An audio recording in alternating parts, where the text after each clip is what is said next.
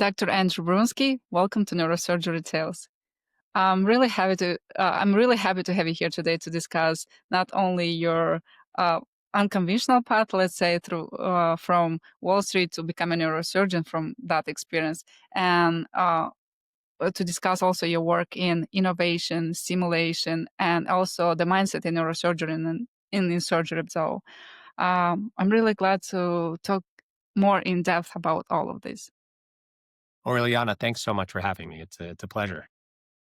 So you had an unusual detour into Wall Street before fully committing to neurosurgery. How did that experience shape your mindset, probably about ambitions and risks? And have you noticed any similarities in the world of finances and the world of neurosurgery or? Yeah, absolutely. So I spent, a summer towards the end of college at Goldman Sachs in the fixed income division, and like neurosurgery, it's a very high-powered, competitive, intense place. There's people working in teams to accomplish a mission. Mm-hmm. In the Wall Street world, there's a lot of focus on prestige and success, and the ultimate goal is deals Mm-hmm. and money and profits. And some of those personality traits certainly carry over, I think, into neurosurgery. Mm-hmm. For me, I wanted those end goals to be different, and the human connection and feeling like I was working towards treating people that needed help and making a difference in that way ultimately proved to be more rewarding for Mm-hmm. me. But there are definitely a lot of similarities.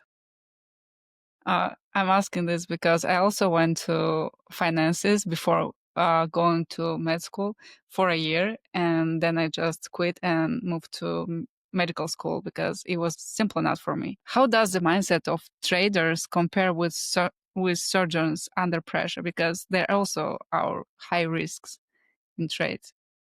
How would you Yeah, say? yeah, absolutely. I mean, oftentimes you have to make very quick decisions with imperfect information. Mm-hmm. The stakes can be high, and the outcome can be uncertain.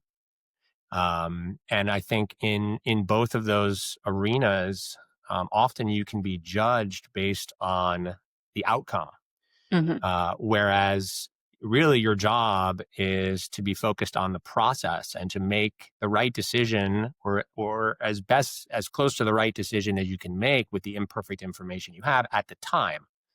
And as long as you're doing that, usually the results will speak for themselves. But Mm-hmm. in the business world, you're dealing with other people's money, and in our world, we're dealing with other people's lives, and so the stakes are very high. And sometimes, the results are not what you want.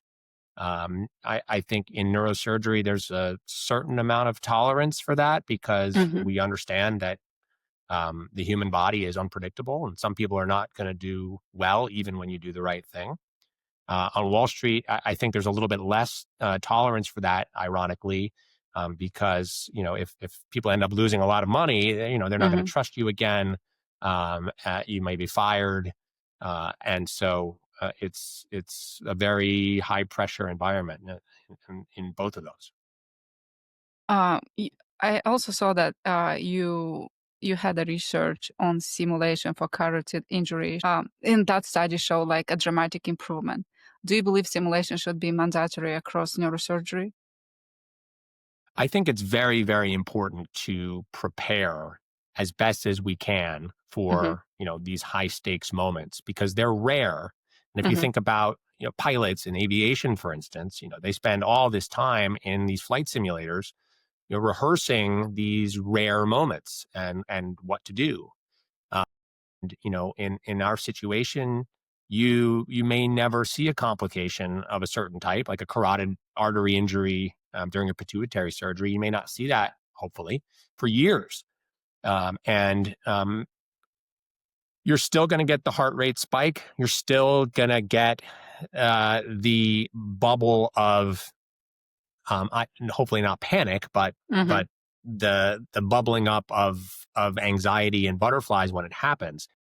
The difference is that your body has gone through the motions before physically. You've seen it with your eyes.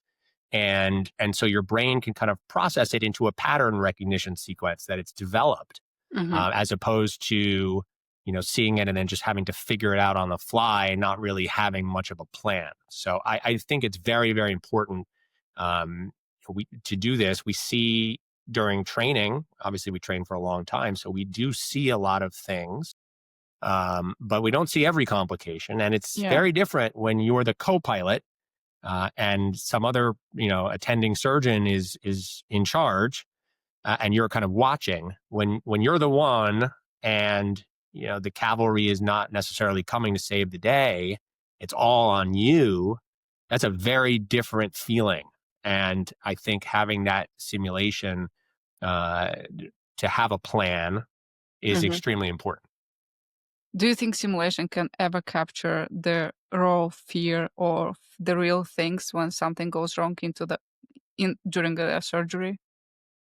No, not fully, not Hmm. fully. But I will say, we when I was working with Dr. Gabriel Zada, who Hmm. developed this simulation, we brought it to some conferences and watched, people who did this type of surgery on the simulation, and we actually recorded their heart rates. And there was definitely a spike. And just speaking to people afterwards, Hmm. there's a visceral feeling of some anxiety when you're doing that model, because you see this explosion of red everywhere.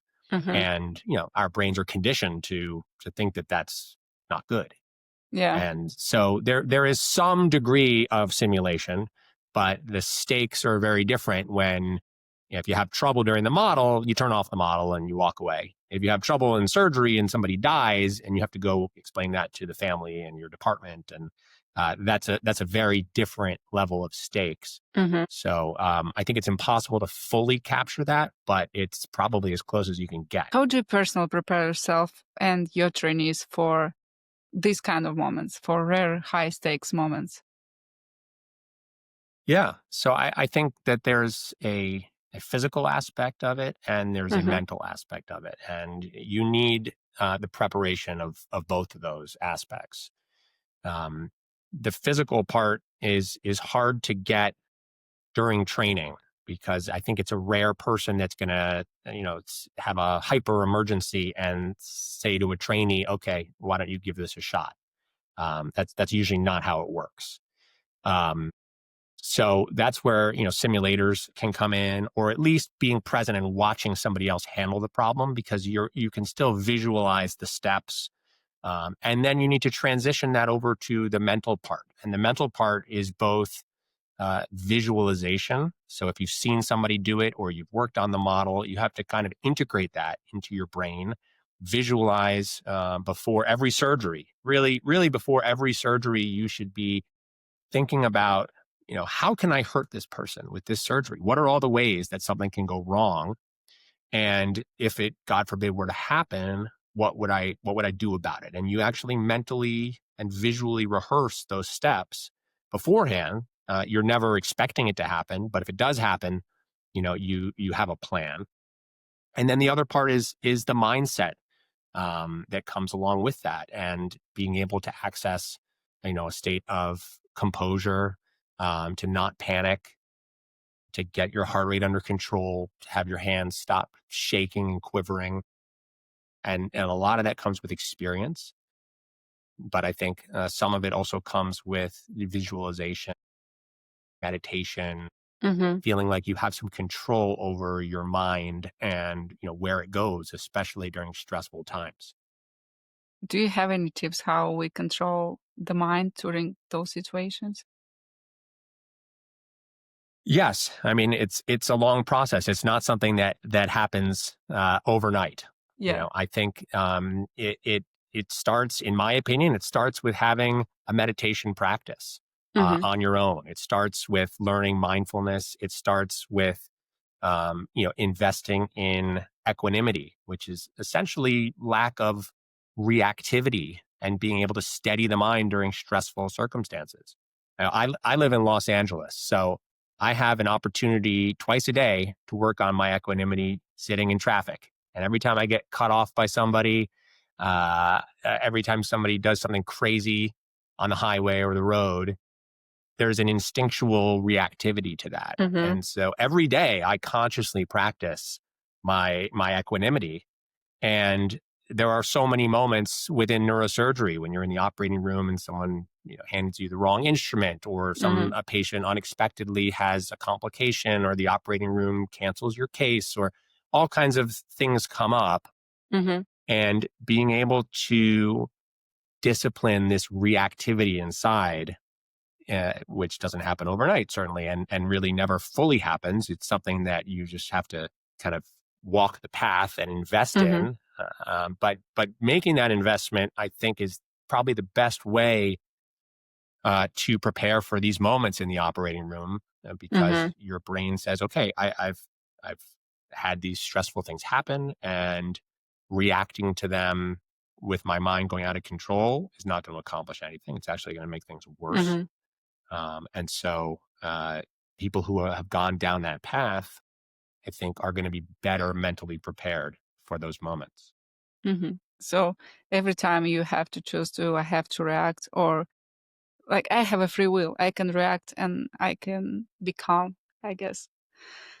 We're getting deep here, but yes, I mean, how much free will do we really have, right? We Yeah. have this reptilian emotional brain that really bypasses a lot of our conscious brain pathways, Mhm. and so we'd like to think we have free will. But, if you damage somebody's carotid artery in the middle of surgery and the whole screen is red, Yeah. and there's, blood pumping everywhere, and you don't even know where the bleeding is coming from, I don't think most people have a lot of free will at that moment. It's Yeah. the mind Yeah. is going crazy. The autonomic nervous system is going crazy. Mhm. And if you can't get that under control, you are not going to be able to react mentally with the right moves, or physically, because you'll be trembling, shaking, and not accessing your training. So Mhm. And how much of neurosurgery is data and protocol, and how much is intuition and in the moment, like in this kind of situation, or like in neurosurgery in general? yeah, that's a great question, and I think it's especially relevant in this day and age with AI, Mhm. because a lot of patients will show up, with a plan for their situation. They've looked on AI, or they've read, on Google, and they want to make it into essentially a protocol for everything. And Yeah. I think there are certain areas of medicine where that works extremely well. Mhm. And I think in the majority of neurosurgery, that probably also works pretty well. But the reason why there's so much training, the reason why we go to medical school, the reason why we don't just learn about neurosurgery, we have to learn about the heart and the lungs and the kidneys Mhm. and all of these other things, is because there are other considerations that come into play. For example, we see people in the office all the time with various types of brain tumors. For example, we'll say a more benign, usually tumor like a meningioma. People will say, okay, what's the size cutoff for surgery? If it's greater than this, do I do surgery or not? What does the textbook say? And this is where the art comes in, because yes, how big is the tumor? That matters. But where is it located? Is it causing a problem? Was it found by accident? How old is the person? What other medical issues do they have? What is the chance that this tumor is going to cause them a problem before one of their other medical issues causes them a problem? What has the growth rate of this tumor been? Do we know that? There's a Mhm. lot of other considerations that you have to take into account, and that's really the art of medicine. And then also asking, what do you do for a living? What brings you joy? If you couldn't do X, Y, Z, uh, would you want to live like that? Is that a problem for you? All of these things that matter, because ultimately you're caring for an individual person in an individual situation, and trying to make a protocol out of everybody with a certain type of tumor glosses over those really, really important details. So inviting the patient's opinion and desires into this discussion is really important, I guess. Yeah. I mean, ultimately, it comes down to risks and benefits for any Mhm. surgery. So we're weighing, what are those risks and what are those benefits? No surgeries without risks, obviously. But also, not doing surgery has risks. But when we're calculating how high those risks are and how high those benefits are, all of those things matter: their age, their Mhm. functional status, what brings them joy, what kind of work they do, or are they retired? All of these things matter in that balance of the risks and benefits. So that's, I think, hard for a model or even an AI bot to Mhm. capture. Yeah. You've spoken about the hedonic treadmill, always chasing the next milestone. How do you decide what is enough in your own career? Yeah, it's something that I think is extremely important, and I think we don't really get taught about this, but Mhm. it's part of the operating system of, I think, all of our minds, and Mhm. we, unless we consciously learn about it, I think we become a victim of it, and often people can be victims of it for their whole lives. And in neurosurgery, in my own life, I can see it manifest, for example, as you have this dream. Oh, if only I could get into medical school, that would be amazing. Yeah. And then you get into medical school, and then it's okay, great. Now let's get into the rotations, and then let's get into a great residency, and then you get into a Mhm. great residency, and then suddenly it's, oh, being an intern, this kind of stinks. Let's Mhm. I can't wait to not be an intern, and then it's just on and on and on, and you become an attending finally, and then you think that there's something called the arrival fallacy, where you think you've arrived, and now you can be happy, and now life is going to be good. And maybe it is for a few weeks, but you also realize there's a whole new set of responsibilities that come with that. Mhm. There's still stress. You have to pass the boards. Um, your more senior colleagues may have things that you don't have. And so, you kind of crave the next thing. Mhm. 10 years into your practice, you're thinking about retirement. When can I retire? And when can I, go do the things I really want to do? So, you can spend your whole life this way, and it works. Same thing for possessions. If I get this car or this house, Mhm. then I'll be happy. So the brain is always saying, then I will be happy, then I will have arrived. And it's easy to spend your whole life living this way. So I think you have to, first of all, realize that this is how your brain operates. Mhm. And if you have a meditation practice, if you get into um, having presence and attention in the present moment, you sort of eventually realize that the present, this is all I need. I can go out and have goals, and great, but except for maybe those brief moments where the goal culminates and I finally, I'm on the podium getting whatever award, very quickly you just sort of normalize that, and that becomes your new baseline, and then your mind starts searching for the next place to Mhm. arrive at. And so, really, your question was, when is it enough for me? It has to be enough every moment of every day. That's the goal. Now, am I able to do that all the time? Of course not. I'm human, and I'm striving. But I feel like at the very least, I have an idea of what I'm shooting for, and I don't succeed every day. But I think that I know that right now is the only chance I have to feel like this is enough right now. Many surgeons struggle with self-blame after complications. What strategies have you personally developed to keep that from consuming you, from letting you live your life because you still have to live your life, right? Yeah. And that's, I think, probably the hardest part of our job. People Mhm. assume it's the technical part, which certainly is challenging at times. But the Mhm. hardest part is dealing with the complications and the mental toll that takes. And I think as we go through neurosurgery, we have something called morbidity and mortality conference, which Mhm. most specialties have. And often we're taught that there's a lot of blame that goes on, and we're exposed to uh, surgeons really being kind of flagellated in a way for decisions they made. There's a lot of what I call Monday morning quarterbacking going Hmm. on after the fact, and that can leave scars. And so, when in your own practice, when you're dealing with complications, there's always going to be stress.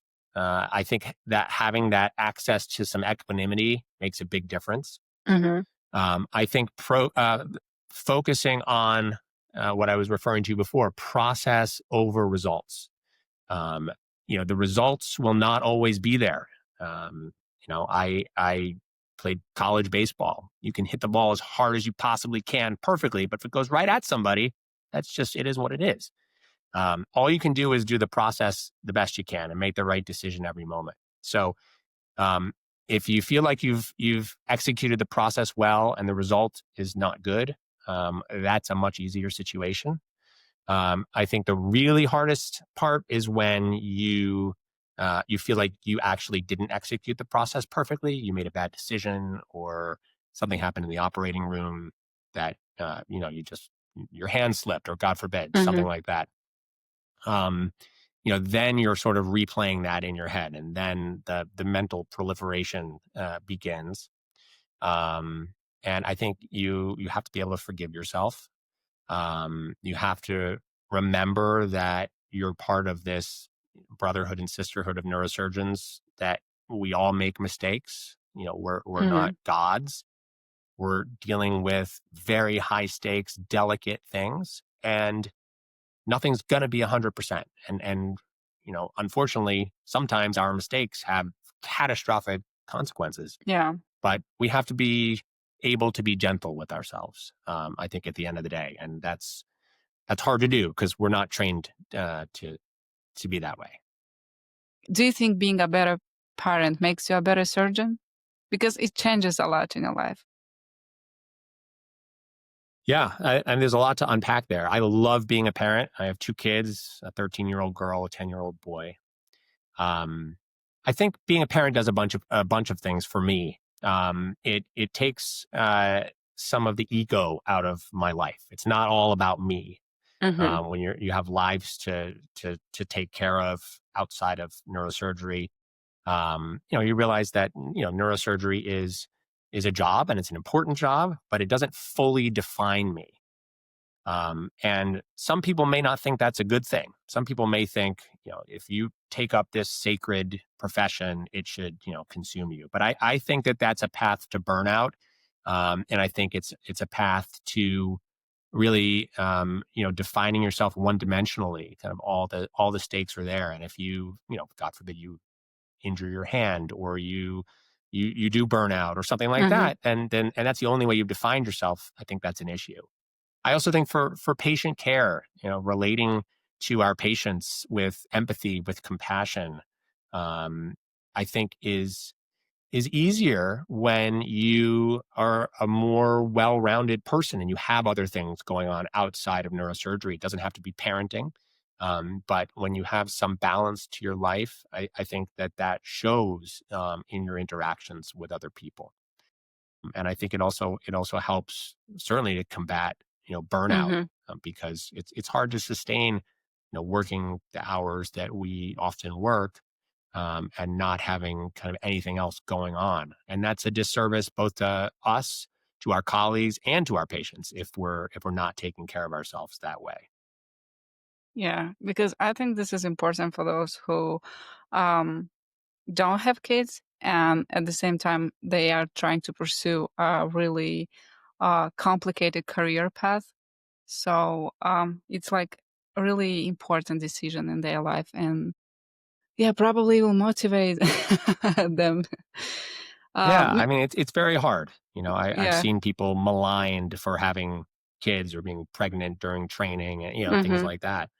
Um, and the other thing is that there can be a lot of personal guilt, right? Hmm. Because how can you not justify being all in on neurosurgery, being in the lab, training all the time? The stakes are so high. How can you justify taking a break and doing other things? But then you have kids and a family, and it's also like, well, how can you justify you're missing your kid's childhood and these moments that you're never going to get again. And so you can end up in your head, in this no-win situation where it's like, well, Mhm. I made this commitment and I made that commitment. And so, how can I justify it either way? And you have to find that line, where you say, I'm drawing a line here, and this is what it is. This is what I have Mhm. to offer, and that's how it's going to be. And you have to live with that without the self criticism. And you may get some criticism for other people. Why didn't you draw the line there? Why didn't you draw the line here? You're always going to get that, but Yeah. you just have to draw the line because otherwise you can't live. You also talked about identity being tied entirely being a surgeon, a neurosurgeon. Uh, how do you personally keep yours broader than this? Um, I've always been an athlete. Mhm. I played baseball in college, and then later on I did triathlons and marathons and things like that. And so I think taking care of my body and my physical health is Mhm. extremely important uh, for my career in neurosurgery. I've been dealing with some injuries recently, and I think that has led to a lot of this realization that I've always focused on taking care of my body, but what about my mind? Mhm. That's extremely important. It determines the quality of the life I live, and so that has led me down this path of really working on my mindset. To I think really to be a neurosurgeon, it requires an elite mindset, Yeah. and we don't really get much in the way of training in that. Mhm. I think other high stakes professions they have coaches, they have all these people. If you think of elite tennis players, they have a whole mental performance component to the Mhm. training, and that probably makes all the difference between the very top performers. And we don't really have that, and we're in extremely high pressure, high stakes situations. And so um, I think having that balance helps you to step outside of, I define myself purely as a surgeon, Mhm. and I think it's going to make you a better person and a better surgeon. um, and I think we all should have some training in that, and ideally some ongoing work. And I think it also extends beyond neurosurgery. I think anybody really can benefit from this in whatever profession you're doing. Like your content on Instagram, I'll be honest about how you share, how to create that mindset, and what inspired you to share that content on Instagram. What kind of response you have received, and yeah, I think we should see more about this. Yeah, I mean, thank you for asking that question. Um, I think part of the inspiration was, realizing that it's a really big opportunity, not just within neurosurgery, but I think within all of society, as a whole. And, Mm. with, uh, social media and devices and everything going on, we often just sort of mindlessly go through life and we don't really think about kind of taking the reins and making conscious decisions about how we're going to run our life and how our minds are going to, work, because if we don't work on controlling them, our minds are just going to control us, and we're going to Mhm. not even realize that we're at their mercy. And in neurosurgery, a lot of the things we've talked about, are very, very challenging things, dealing with complications, dealing with hardships, the mental proliferation that can go on, when you get the call at 2 a.m. that there's some high stakes emergency going on. Mhm. It can be hard. And having some idea of how your mind works and some plan mindset wise can make, and has made for me, really all the difference in the world. And so I think that in the field of neurosurgery, we have a huge opportunity to work on this. And I think really in society as a whole, there's a huge opportunity. A lot of the work has been done for us, Mhm. within certain religions and Stoic philosophers, and none of this is really new stuff. And I'm not preaching from the mountaintop. I'm not a Buddhist scholar. I'm someone that's kind of in the thick of it, learning as I go. Mhm. But I think sometimes it can be easier to relate to someone who's kind of learning along with you and struggling with the struggles that a lot of us face. And so that's what I'm hoping to do, is kind of encourage other people to take up this struggle along with me. Do you think there is a right and wrong way to meditate?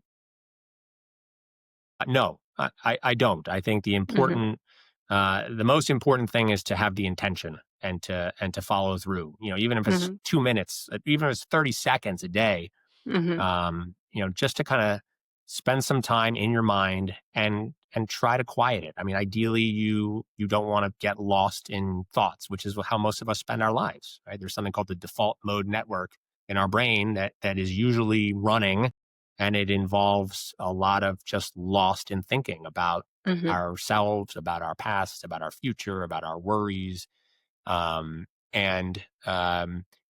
being able to realize that that's happening and to interrupt it, um, because when you have a complication, for example, that's what's going on in your head. There's all of mhm. this mental noise, Yeah, um, where you essentially are abusing yourself. And if you have no control over that, or no action plan, or don't even realize that it's going on, and you're just constantly lost in your thoughts, you're going to suffer. And so, is there a right way to do it? No. But I think learning some key building blocks can be very helpful. But again, mhm. having the intention in the first place, say, I would like to work on my mind a bit, is the most important thing. Yeah, because I tried previously a few years ago when I just started meditating, and somewhere I saw that you have to clear your mind and think about nothing. And the most complicated thing for me was to not think about anything. So it was Yeah, impossible. Those thoughts are coming to you, so you, right. yeah, I don't think. Yeah, and I think there's a lot. I've had the same issue. Is you set out to learn how to meditate, Yeah. and you're getting advice from people that are decades into this process. And so it's very hard for them to remember the very starting line. And so it's hard Hmm. to unpack, like, what am I supposed to be doing here? Yeah. And I think that's part of what I'm setting out to do. I'm starting this podcast called It's Brain Surgery, and Oh, also that's on great. my Instagram channel, is to kind of unpack this, and just to gently comment on what you were saying about clearing your mind and thinking about nothing. Most people can do that for about 3 seconds. The important thing is not to think about nothing. Hmm. It's to just realize that you're thinking, because you're going to have thoughts. There's Hmm. no question about that. It's impossible to just, even trying to think about nothing is a thought. So the key is to try not to get lost in your thoughts as often Hmm. as possible. That's really the best way to start out. And you will get lost.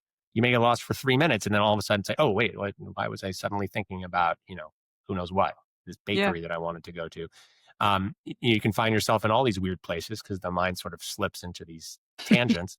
But as soon as you're able to interrupt them and be mindful and be present and realize that you're having a thought, and realize that, hey, you're in this moment and this is what's going on right now. Not life is not in my thoughts. Life is here and right now.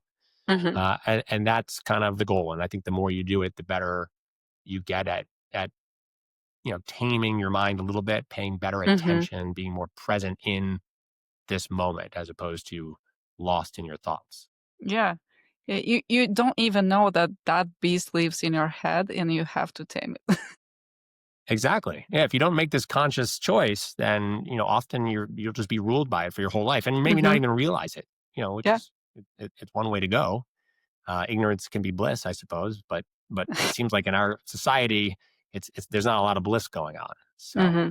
I think it's a real issue, and certainly in our field, I think there can be a lot of struggle and a lot of suffering, Hmm. and that can lead to poor mental health for surgeons, and it can also lead to worse care for patients as a result. Yeah, yeah, that's true. And burnout among residents remain really high worldwide, not in only in the US or in other country. What systemic changes would you like to see in neurosurgical training that possibly can address this? It's a very complicated question, Hmm. and I know it's something that neurosurgery has struggled with for a long time, because we do take a lot of pride in our profession. Hmm.